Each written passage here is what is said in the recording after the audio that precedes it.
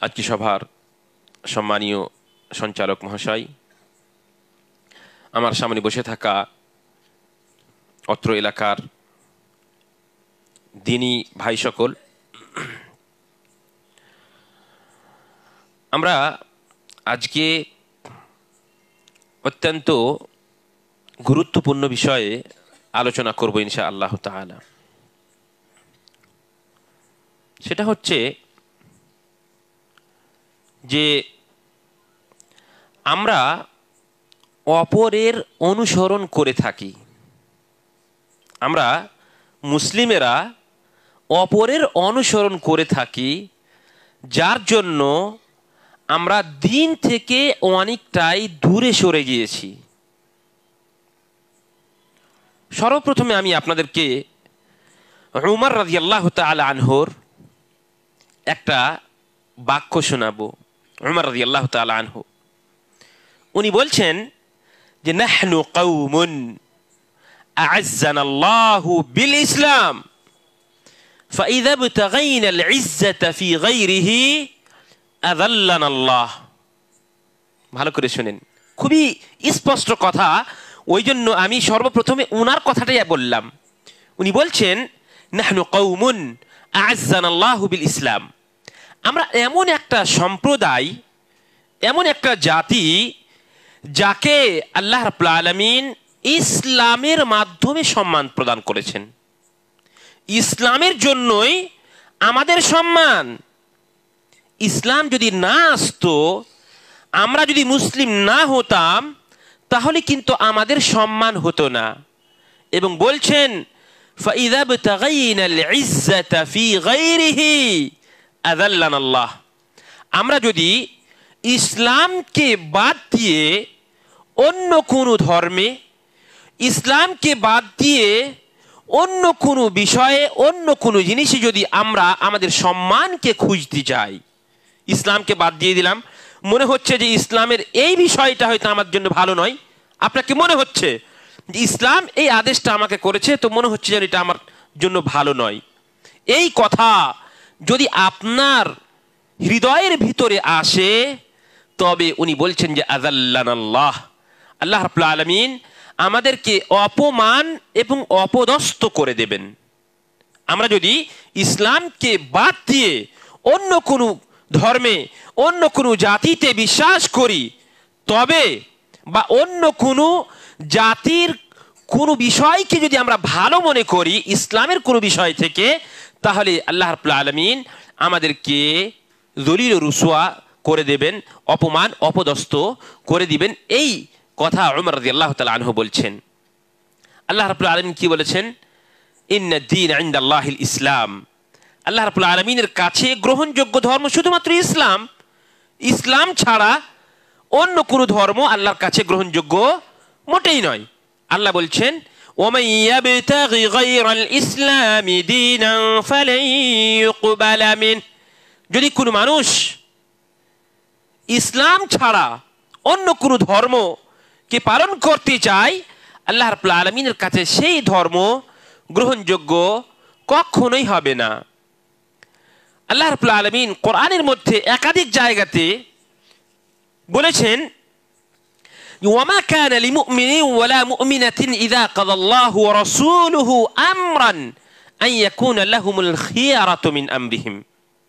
কোরআনে আল্লাহ বলছেন যে আল্লাহ রাব্বুল আলামিন মুমিনের জন্য যখন কোনো সিদ্ধান্ত নিয়ে নেন, তারপরে সেই সিদ্ধান্ত ছাড়া অন্য কোনো সিদ্ধান্তকে গ্রহণ করা কখনো যাবে না। তেমনি ভাবে আল্লাহ রাব্বুল আলামিন কোরআনের মধ্যে বলছেন আফা হুকমাল জাহিলিয়াতি ইয়াবগুন, এরা কি জাহিলিয়াতের যুগের হুকুমকে চাইছে? আবার জামানায় জাহিলিয়াত, জাহিলি যুগ পার হয়ে গেছে, আবার নতুন করে এরা জাহিলি যুগকে কি চাইছে? যদি চাই, তবে উমর রাদিয়াল্লাহু তাআলা আনহু কি বলছেন? আল্লাহ তাআলা আমাদেরকে অপমান অপদস্থ করে ফেলবেন। এবার আসুন আমরা জানি যে আমরা মুসলমানেরা কিভাবে অপরের পায়ে পায়ে মিলিয়ে আমরা চলি। নবী সাল্লাল্লাহু আলাইহি সাল্লাম হাদিসের মধ্যে বলেছেন লাতাত্তাবিউন্না সানানা মান কানা ক্বাবলাকুম হাত্তা আল কুযযাতি বিল কুযযাহ হাত্তা লাউ দাখালু জুহরা যাব্বিন লাদাখালতুমুহা। মানে নবী সাল্লাল্লাহু আলাইহি সাল্লাম বলছেন যে তোমরা তোমাদের পূর্বে যে সমস্ত জাতি ছিল তাদের পদে পদে অনুসরণ করবে, পদে পদে তোমরা অনুসরণ করবে। এমনকি তারা যদি গুহি সাপের ওই গর্তে ঢুকে থাকে তাহলে তোমরাও সেই গর্তের ভিতরে ঢুকবে। মানে কি, মানে অন্য জাতির অনুসরণ করে সেই জাতিরা যেমন ভাবে জাহান্নামে যাবে তেমন ভাবে তোমরাও নিজের রাস্তা জাহান্নামের রাস্তাকে তোমরা করে নিবে। এই কথা রাসূলুল্লাহ সাল্লাল্লাহু আলাইহি ওয়াসাল্লাম বলেছেন। এবার আসুন আমরা দেখি যে নবী সাল্লাল্লাহু আলাইহি ওয়াসাল্লামের যুগে মানে এই বিষয়টা যেটা আমরা অপরের যে অনুসরণ করে থাকি তার অনেকগুলো বিভাগ আছে বা ভাগ আছে, প্রকার আছে। তার মধ্যে একটা হচ্ছে আকাদি, মানে আমাদের আকীদা, আমাদের তাওহীদের সঙ্গে সম্পর্ক। যেমন উদাহরণ দিচ্ছি আপনারাকে, এখন আমরা যেহেতু যে দেশে বসবাস করছি এই দেশে অমুসলিমেরাও বসবাস করছে, অমুসলিমদের সঙ্গে আমরা বসবাস করছি। তো অনেক সময় দেখবেন যে অমুসলিমেরা আপনাকে নমস্কার বলে না, তো আপনিও তখন কি করেন, অনেক সময় অজানাতে নমস্কার বলে থাকেন আপনিও। অথবা আপনি হয়তো কোনো বড় অমুসলিম বড় ব্যক্তিত্বের কাছে গেলেন, কোনো অফিসে গেলেন, কোনো আদালতে গেলেন, সেখানে আপনি দেখতে পাচ্ছেন যে অমুসলিম একটা বড় অফিসার বসে আছে, সেখানে আপনি সঙ্গে সঙ্গে নমস্কার বলে ঢুকার চেষ্টা করলেন। আপনি কি জানতে পারলেন যে এর মাধ্যমে আপনি আপনার তাওহীদের, আপনার আকীদার কত বড় ক্ষতি করলেন? আপনি কি জানতে পারলেন? দেখেন, সাজদা, এই সাজদা মাথা নত করা, এটা হচ্ছে মূল ইবাদত, গুরুত্বপূর্ণ ইবাদত। এই মাথা নত করা পৃথিবীর কোনো মানুষের কাছে, কোনো পীরের কাছে, কোনো মুর্শিদের কাছে, কোনো ওয়ালির কাছে, কাউরি কাছে কি মাথা নত করা যাবে? কাউরি কাছে মাথা নত করা যাবে না। কিন্তু আপনি নমস্কার বললেন, এর মানে কি? এর মানে হচ্ছে যে আমি আপনার সামনে আমার মাথাকে নত করছি, এটা বললেন। তাতে ভুল কাজ করলেন তো আপনি। তো এই যে আকাদি ভুলগুলো আছে, এই ভুলগুলো আমরা অনেক সময় করে থাকি। তেমনই ভাবে আপনারা দেখবেন, নাউযু বিল্লাহি মিন যালিক, আল্লাহ তাআলা আমাদেরকে বাঁচিয়ে রাখুন। অনেক সময় হয় কি, আপনাকে আল্লাহ তাআলা সম্মান প্রদান করেছেন, সমাজের বুকে আপনি একজন মূল্যবান ব্যক্তি। এবার অনেক সময় হয় যে অমুসলিমদের যে সমস্ত অনুষ্ঠান হয় সেই অনুষ্ঠানে আপনাকে আমন্ত্রণ করা হয়েছে, আপনি যাচ্ছেন, সেখানে বুথ আছে, সেখানে অনেক সময় ওই ফিতা কেটে আর অনেক সময় দেখবেন যে মোমবাতি জ্বালিয়ে ওই উদ্বোধন করা হয়। এগুলো দেখেছেন কি দেখেননি আপনারা? তো অনেক সময় আপনারা হয়তো ইউটিউবে দেখে হবেন, ভিডিওতে দেখে হবেন যে কিছু উলামায়ে কেরামেরা পর্যন্ত টাকার জন্য শুধুমাত্র তার ঈমানকে বিক্রি করে এই মন্দিরের ওখানে গিয়ে ফিতা কাটছে। তাহলে বলেন তো, এইভাবে কি তার ঈমান কি সুস্থ বা সঠিক থাকতে পারে? কোনোমতেই সম্ভব নয়। এটা কি তো লাত আর উজ্জার কথা বলা হয়েছে। সুতরাং আল্লাহ রাব্বুল আলামিন বলছেন, আফারাইতুমুল লাত ওয়াল উজ্জা ওয়া মানাতাস সালিসাতাল উখরা আলাকুমুয যাকারু ওয়া লাহুল উনসা তিলকা ইযান কিসমাতুন যিযা। এগুলো কি আল্লাহ তাআলা বলেছেন? লাত উজ্জা এদের যেমন ভাবে তারা অনুসরণ করেছিল, আমাদের মুসলিমদের মধ্যে কিছু মানুষ আছে যারা অমুসলিমদের সম্পূর্ণভাবে কৃষ্টি কালচারকে নিজের জীবনে বাস্তবায়ন করার চেষ্টা করছে। আপনাকে আমি আমাদের দেশেরই একটা রাজ্যের কথা বলছি।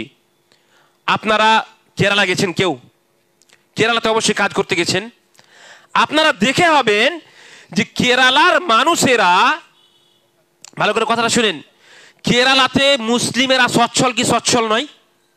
তার আর্থিকভাবে সচ্ছল, তাদের ব্যবহার চরিত্র ভালো কি ভালো নয়? তাদের ভিতরে আমাদের থেকে সততা বেশি আছে না নেই? তাদের ভিতরে আমানতদারি বেশি আছে না নেই? সৌদি আরবের বুকে যদি আপনারা যান তবে দেখতে পাবেন যে ভারতবর্ষের মানুষকে, মুসলিমদেরকে অন্যান্য দেশের মুসলিম থেকে তারা বেশি ভালোবাসে। তার একমাত্র কারণ যে কেরালার একটাও কোনো বাড়ি এমন পাবেন না যে বাড়ির কোনো না কোনো মানুষ মানে গালফ কান্ট্রিতে, সৌদি আরব হোক অথবা বাহরাইন হোক, কুয়েত হোক, কাতার হোক, কোনো জায়গাতে অবশ্যই অবশ্যই ওরা কাজ করছে এবং ওরা হচ্ছে আমার উদ্ধার।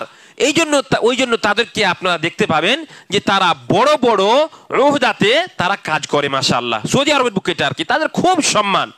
এবং কেরালার মাটিতে আপনারা অবশ্যই অবশ্যই দেখা হবেন যে ওখানে মুসলিম আর অমুসলিমদের মধ্যে আপনি পার্থক্য করতে পারবেন না।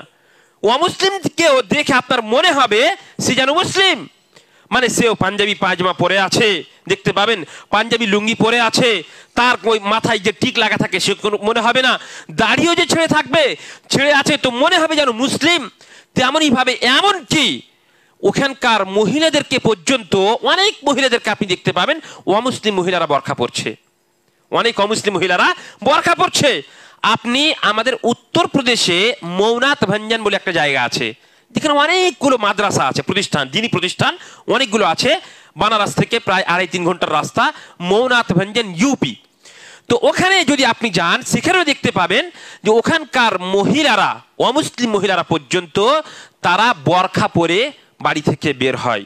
তো আমরা যে এলাকাতে বসবাস করছি সেই এলাকাতে দুর্ভাগ্যের বিষয় যে আমরা অমুসলিমদের কালচারকে, অমুসলিমদের পোশাককে, অমুসলিমদের চলাফেরাকে, অমুসলিমদের সমস্ত জীবনীকে আমরা নিজের জীবনে বাস্তবায়ন করছি। যার জন্য দেখেন আমাদের অবস্থা কেমন, পশ্চিমবাংলার মাটি হোক, বিহারে হোক, আমাদের মুসলিমদের অবস্থাটা কোথায় কেমন, আর আপনি কেরালার মানুষের অবস্থাটা কেমন, আমরা যদি কম্পেয়ার করি তাহলে বুঝতে পারবো যে তারা অত্যন্ত ভালো, সচ্ছল। কেন? কারণটা হচ্ছে তারা ইসলামকে নিজের জীবনে বাস্তবায়ন করেছে,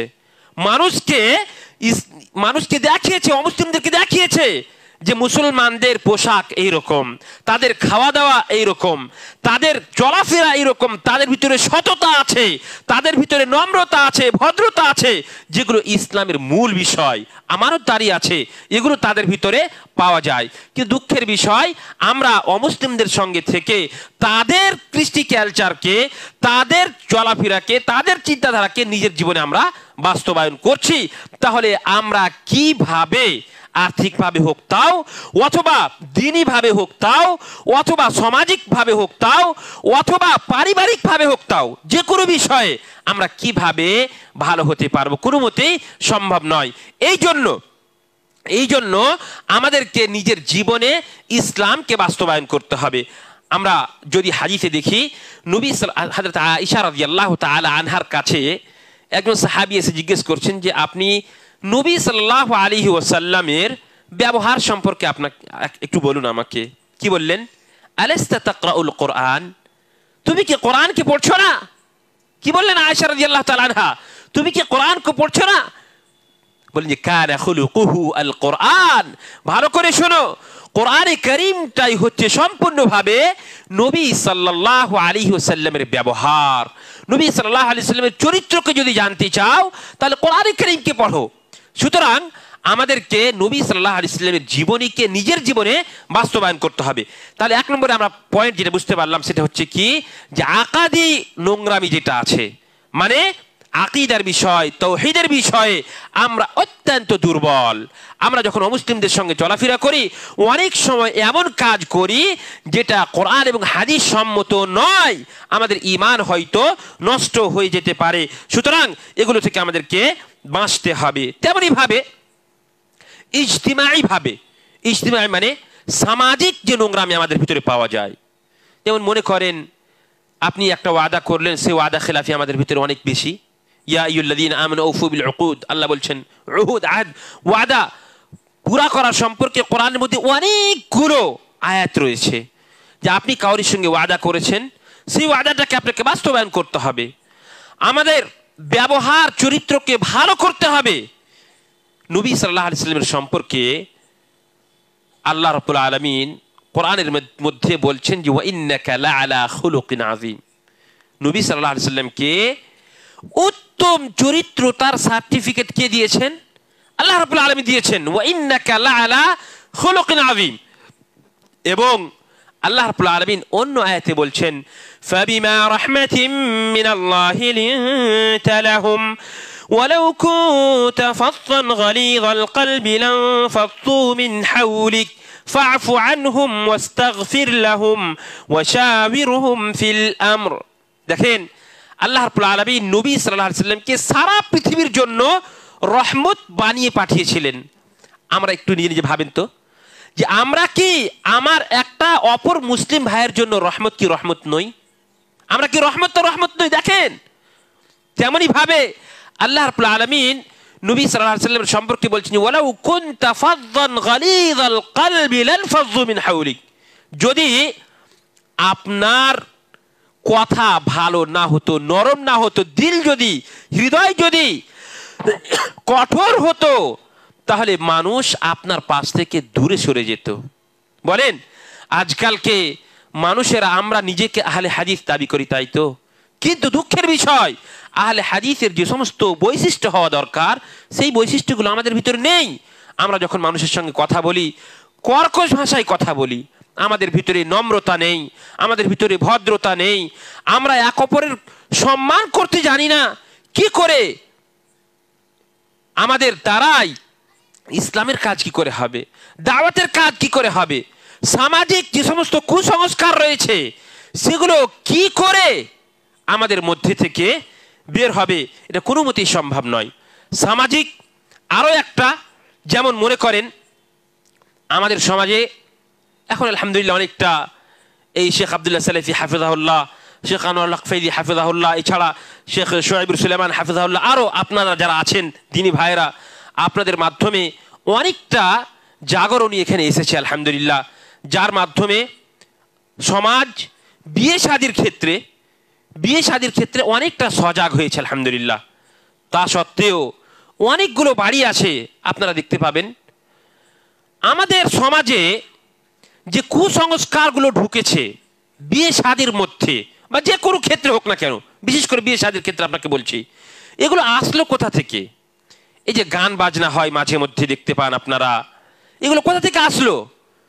অমুসলিমদেরকে আমরা দেখছি আমাদের বিয়ে শাদিতে এখন পর্যন্ত, আমি বলতে পারি এলাকার বিয়ে হোক, তাও আমাদের মালদা হোক, মুর্শিদাবাদ হোক, যে কোনো জায়গায় হোক না কেন, আপনি দেখতে পাবেন যে বিয়েতে আমার বোন হোক, আপনার বোন হোক, আপনার মেয়ে হোক, আপনার স্ত্রী হোক, বাড়িতে যখন থাকে তখন অত সেজে খুঁজে থাকে না।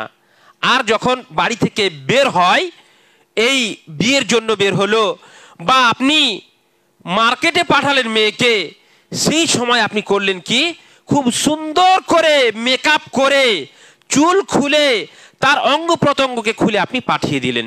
আর বিয়ে শাদিতে সচরাচর হয়ে আছে, দেখতেই পাচ্ছেন আপনারা, প্রত্যেকটা বাড়ির অবস্থা এটাই। এবং আমাকে কিছুদিন আগে আমাদের এলাকার একটা ডাক্তার বলছে, একজন ডাক্তার বলছে, ভালো, সে দিনই ডাক্তার আলহামদুলিল্লাহ, তো বলছে যে ভাই করে কথা বলে আমাকে, ভাই একজন মহিলা আমার কাছে এসেছে, দেখেন আমাদের সমাজে সমস্ত কুসংস্কার আছে সেগুলো সম্পর্কে আপনাকে বলছি, কি করে আসলো এগুলো বলছি। বলছে একজন মহিলা আমার কাছে আসলো, এসে বলছে যে আমার পেটে বাচ্চা আছে। বলছে আমার পেটে বাচ্চা আছে, বাচ্চা কি করে আসলো? বলছে যে আমি বিয়েতে গেছিলাম।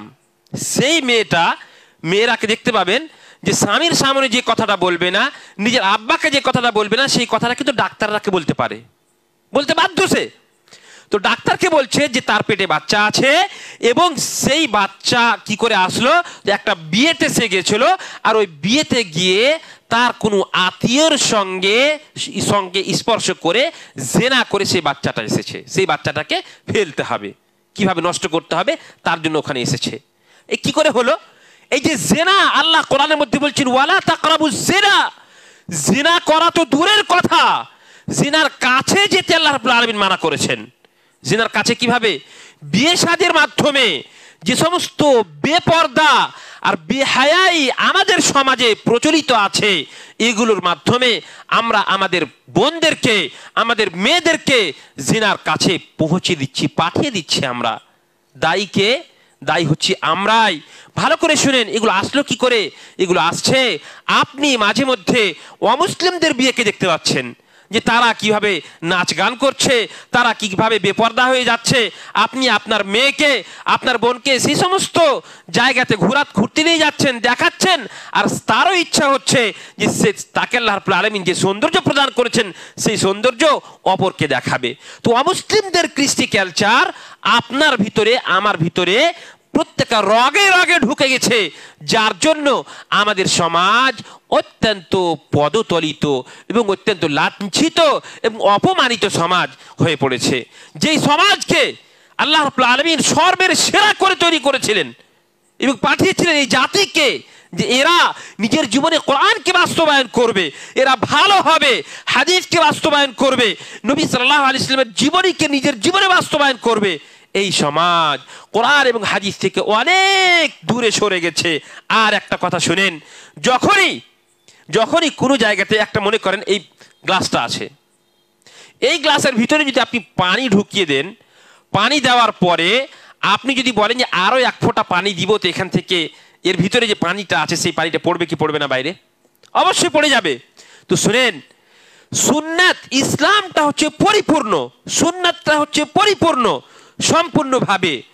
আর আপনি যদি এর ভিতরে এক চুল পরিমাণ মনে করেন যে কোনো কিছু ঢুকাবো, তাহলে সেটা বিদআত হবে, আর এই বিদআত হবে, আর এখান থেকে সুন্নাতটা এখান থেকে সরে যাবে। তো আমাদের সমাজে যখনই কোনো একটা সুন্নাত এখান থেকে বিদায় নিবে, একটা সুন্নাত যখন বিদায় নিবে, তো সেখানে অটোমেটিক একটা বিদআত আসবেই, আসবেতে কোনো সন্দেহ নেই। অমুসলিমদের কৃষ্টি কালচারের মধ্যে যেমন এই নিউ ইয়ার আসছে, নতুন বছর আসছে 1 জানুয়ারি, তেমনইভাবে বাংলাতে 1 বৈশাখ। আপনারা দেখেছেন অনেকগুলো কোম্পানি 1 বৈশাখে তারা খুশি মানায়, তারা মিষ্টি মিষ্টানোর আলাদা করে ব্যবস্থাপনা করে। অনেকগুলো কোম্পানি আবার আছে যারা দুয়ার, বিশেষ করে ইজতিমায় সম্মিলিত দুয়া, মানে কিছু খাবে, কোরআন তিলাওয়াত করবে, আর এই সম্মিলিত দুয়া মোনাজাত করবে, এগুলোও আছে। সেটা 1 বৈশাখে হয়, আবার এই 1 জানুয়ারিতে হয়। এগুলো আসলো কোথা থেকে? 1 জানুয়ারি অথবা 1 আপনার বৈশাখ, এগুলো তো ইসলামের মধ্যে কোনো কিছু আছে? কোনো কিছুই নেই এগুলো।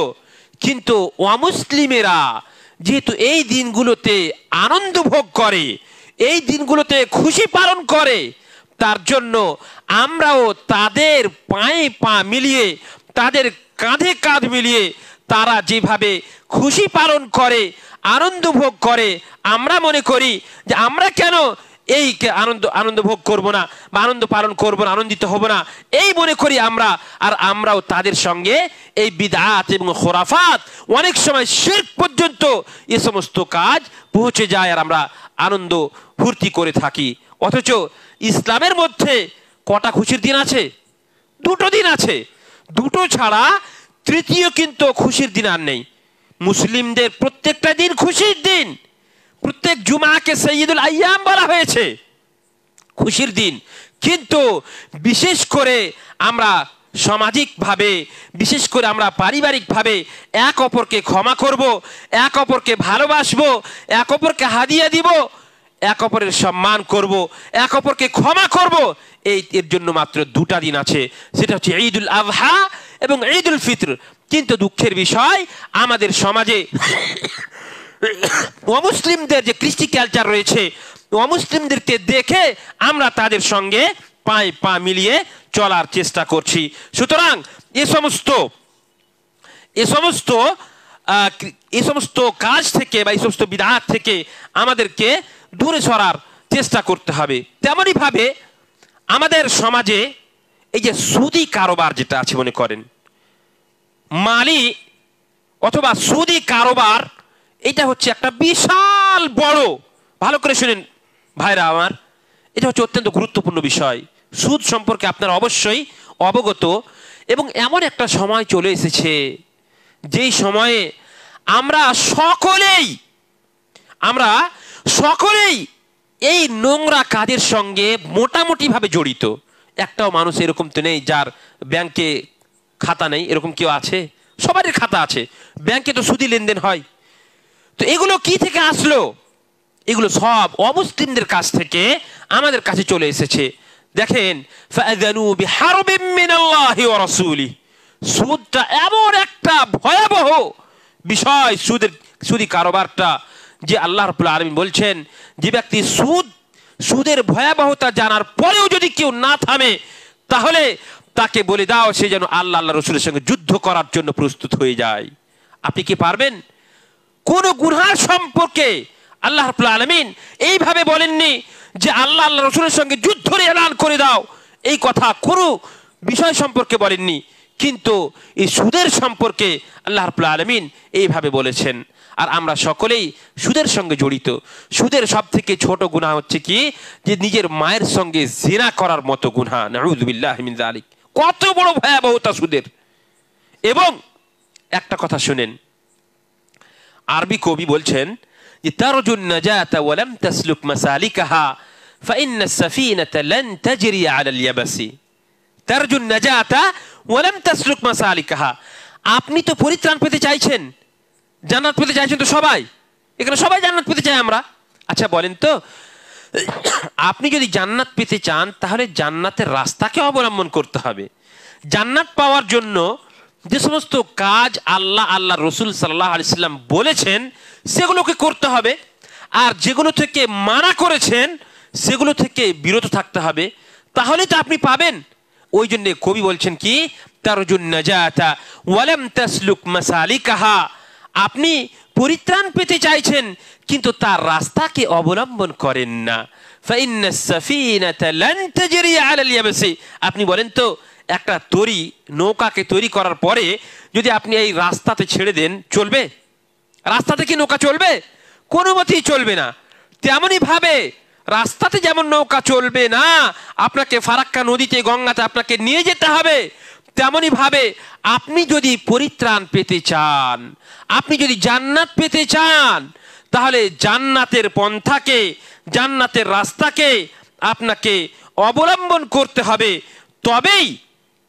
তবেই আপনি এবং আমি জান্নাত পেতে পারবো, অন্যথা আমরা জান্নাত পাওয়া সম্ভব হবে না। তেমনই ভাবে আরো অনেকগুলো আছে, যেমন মনে করেন যে লিবাস পরাটা, পোশাকে আমরা সকলেই জানি অমুসলিমদেরকে আমরা দেখতে পাই কি, যে তারা টাকনার নিচে তারা কাপড় পরে। আপনি বলেন তো, এই অমুসলিমদের দেখে আপনি নিজেও টাকনার নিচে কাপড় পরলেন, তো আপনার সম্মান কি বেড়ে গেল? আপনার সম্মান, কারো কি সম্মান বাড়লো? কোশ্চেন কাল আপনার সম্মান বাড়বে না। বরঞ্চ হাদিসের মধ্যে আপনি যখন শুনতে পেলেন যে মা আসফালা মিনাল কাবাইনি ফাফিন নার, এই আপনার টাকনার নিচে যদি কাপড় থাকে, যতটুকু থাকবে, কাপড় যদি চলে যায় তাহলে এটা জাহান্নামে যাবে। তো আপনি কি মনে করছেন যে আপনার পাটাই শুধু জাহান্নামে যাবে? না, আপনার পা যদি জাহান্নামে যায়, তো আপনি কি পাটাকে শুধু একাই জাহান্নামে পাঠাবেন আর আপনার শরীরকে আলাদা করে রাখতে পারবেন? কোনো মতে পারবেন না। এ থেকে নবী সাল্লাল্লাহু আলাইহি সাল্লাম বলতে চেয়েছেন যে আপনি খবরদার, কাপড়কে, নিজের লুঙ্গি হোক অথবা পায়জামা হোক, কোনো জিনিস যেন আপনার টাকনার নিচে না চলে যায়, এই কথাই রাসূলুল্লাহ সাল্লাল্লাহু আলাইহি সাল্লাম বলতে চেয়েছেন। সুতরাং আমরা আমাদের সর্বক্ষেত্রে নবী সাল্লাল্লাহু আলাইহি ওয়াসাল্লামের মানে পোশাকে হোক তাও, খাওয়া দাওয়াতে হোক তাও, অথবা চলাফেরাতে হোক, সর্বক্ষেত্রে আমাদেরকে নবী সাল্লাল্লাহু আলাইহি ওয়াসাল্লামের জীবনীকে নিজের জীবনে বাস্তবায়ন করতে হবে। এবার আমরা দেখতে পাচ্ছি, আমরা দেখেন দাড়ি দেখছেন। আচ্ছা বলেন তো, আপনারা অনেকে আছে যারা সায়েন্স পড়েছেন, সায়েন্স যদি পড়ে থাকেন আপনারা, তাহলে জানেন যে ব্যক্তি দাড়ি ছিলে নেই, ভালো করে কথাটা শুনেন, দাড়ি যে ব্যক্তি চেঁচে নিবে ব্লেড দিয়ে, সে ব্যক্তির যৌন ক্ষমতা কমে যায়। এটা কি জানা আছে আপনাদের? দাড়ি যদি কেউ চাঁচে তাহলে তার যৌন ক্ষমতা পর্যন্ত কমে যায়, এবং তার যে হরমোনগুলো রয়েছে এগুলো নষ্ট হয়ে যায়, তার চেহারা তাড়াতাড়ি খারাপ হয়ে যাবে, তার চেহারা সৌন্দর্যটা নষ্ট হয়ে যাবে। এবং আল্লাহ রাব্বুল আলামিন আপনাকে দাড়ির মাধ্যমে পুরুষ বানিয়েছেন। দাড়িটা পুরুষের একটা বৈশিষ্ট্য হচ্ছে তার দাড়ি থাকবে, আর আপনি মেয়েদের মতো এই দাড়ি চেঁচে বসে আছেন। ভালো করে শুনেন ভাইরা আমার, বন্ধুরা আমার, বাবা জীবন, ভালো করে শুনেন। এই যে আপনারা অনেকবার শুনেছেন যে খামসুম মিনাল ফিতরাহ, আশরুম মিনাল ফিতরাহ, এই যে হাদিসগুলো আপনারা শুনেছেন যে 5টা হচ্ছে সুন্নাত অথবা 10টা হচ্ছে সুন্নাত, তার মধ্যে তাকলিমুল আযফার, আল খিতান, এগুলো অনেক, কাসুশ শারিব, এগুলো আছে। তো এর মধ্যে যেখানে দাড়ির কথাটা এসেছে ওখানে কিন্তু কি আছে জানেন? আফুল লুহা। ওইখানে শুধুমাত্র দাড়ি ছাড়া এই কথাটা বলা হয়নি। নবী সাল্লাল্লাহু আলাইহি ওয়াসাল্লাম কি বলছেন জানেন? নবী সাল্লাল্লাহু আলাইহি ওয়াসাল্লাম বলছেন আফুল লুহা, মানে দাড়িটাকে মাফ করে দাও, ক্ষমা করে দাও। দাড়ি আপনার কি দোষ করেছে? মানে দাড়িটাকে ছেড়ে দেন, দাড়িকে কাটিয়েন না, দাড়িকে বড় রাখেন। এই কথা রাসূলুল্লাহ সাল্লাল্লাহু আলাইহি ওয়াসাল্লাম আদেশ করেছেন। আল আল আমরু, উসুল ফিকহের একটা কায়দা হচ্ছে আল আমরু ইয়াকতাদি আল উজুব, মানে নবী সাল্লাল্লাহু আলাইহি ওয়াসাল্লাম যদি বলেন কোনো কাজ এটা করো, তাহলে সেটা আপনার উপরে ওয়াজিব। তাহলে বোঝা গেল কি যে 10টা সুন্নাত অথবা 5টা সুন্নাত যেগুলো আছে তার মধ্যে দাড়ির বিষয়টা এটা কিন্তু সুন্নাত নয়। আপনি খবরদার দাড়িকে সুন্নাত বলবেন না। দাড়িটা হচ্ছে কি? ফরজ। দাড়িটা সুন্নাত নয়, দাড়িটা হচ্ছে ওয়াজিব বা ফরজ। হানাফিদের কাছে এটা ওয়াজিব আর ফরজের মধ্যে পার্থক্য, আমাদের কাছে ওয়াজিব ফরজ সবই একই। তো দাড়িটা রাখা এটা হচ্ছে ওয়াজিব বা ফরজ। দাড়ি যদি কেউ কাটে তাহলে সে গুনাহগার হবে। এমন পর্যন্ত বলা হয়েছে যে যে ব্যক্তি দাড়ি কাটবে, ইবনে বাজ রাহমাতুল্লাহ আলাইহি বলছেন যে যদি মসজিদের ভিতরে মানে সমস্ত মানুষ যদি দাড়ি কাটা থাকে তাহলে হয়তো একজন দাড়ি কাটাওয়ালাই নামাজ পড়াবে, এটা হয়তো হতে পারে। কিন্তু দাড়ি কাটা মানুষ আসলে ফাসিক বলা হয়েছে ওকে, জানেন? ফাসিক এমন বলেছে যে তার পিছনে নামাজ পড়াও ঠিক হবে না। এত বড় কথা আমাদের সালাফি সালেহিনেরা বলেছেন। আর আমরা অমুসলিমদেরকে দেখছি যে তারা ওই দাড়ি কেটে বেড়াচ্ছে, দাড়ি চেষে বেড়াচ্ছে, আর আপনিও তার মতো, আমরাও তার মতো ওই দাড়ির পিছনে লেগে গেছি, আর দাড়িকে আমরা ছাড়ি না। এগুলো আসলো কোথা থেকে? অমুসলিমদের কৃষ্টি কালচার থেকে, অমুসলিমদের সভ্যতা থেকে আমাদের ভিতরে এগুলো চলে এসেছে। অনেকগুলো বিদআত এবং খুরাফাতকে যদি আমরা দেখতে পাই, সেগুলো যেমন মনে করেন যে আমাদের ভিতরে বিদআতের মধ্যে দেখতে পাবেন যে কোনো মানুষ যদি মরে যায়, হানাফিদের মধ্যে দেখতে পাচ্ছেন চালিসা করে, চেহারম করে, আরো অনেক যেগুলো বিদআত আপনারা দেখতে পাচ্ছেন। তাজিয়া, কিছু কিছু মানুষ আছে তাজিয়া করে বেড়াচ্ছে। এগুলো কি? এগুলো সব হচ্ছে বিদআত, যেগুলো আমাদের এই মুসলিমদের ভিতরে চলে এসেছে। সুতরাং আমাদেরকে এগুলো থেকে অবশ্যই অবশ্যই বাঁচতে হবে। একটা হাদিস আপনাদেরকে আমি শোনাই। নবী সাল্লাল্লাহু আলাইহি ওয়াসাল্লামের ইত্তিবা করা সর্বক্ষেত্রে আমাদের জীবনে এটা হচ্ছে ওয়াজিব। সুনান নাসাইর মধ্যে একটা হাদিস এসেছে, নবী সাল্লাল্লাহু আলাইহি ওয়াসাল্লামের হাদিস, আন্নাহু রাআ ফি ইয়াদি উমর ইবনে খাত্তাব রাদিয়াল্লাহু তাআলা আনহু ওয়ারাকাতাম মিনাত তাওরাহ। তাওরাতের একটা বই। দেখেন, আমরা যখন পড়াশোনা করি তো কোরআন তো পড়ি আলহামদুলিল্লাহ, কিন্তু কোরআনকে বুঝে পড়ি না আমরা। কিন্তু বেশিরভাগ মানুষেরা কোরআনকে আমরা বুঝে পড়ি না, যার জন্য হয় কি যে কোরআনের মধ্যে আমরা নামাজের মধ্যে কি বলছি, কোরআন আমাদেরকে কি বলতে চাইছে আল্লাহ রাব্বুল আলামিনের সঙ্গে, আমরা যখন নামাজ পড়ি তো আমরা আল্লাহ রাব্বুল আলামিনের সঙ্গে কথা বলি।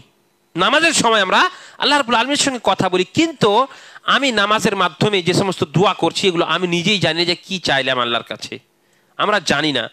তো বলেন ইন্না সলাতা তানহা আনিল ফাহশাই ওয়াল মুনকার, আল্লাহ তাআলা যে বলেছেন যে নামাজ যে ব্যক্তি পড়বে সেই নামাজ তাকে, সালাত তাকে মুনকার কাজ থেকে, নোংরা কাজ থেকে, হারাম থেকে, মাআসি থেকে বিরত রাখবে।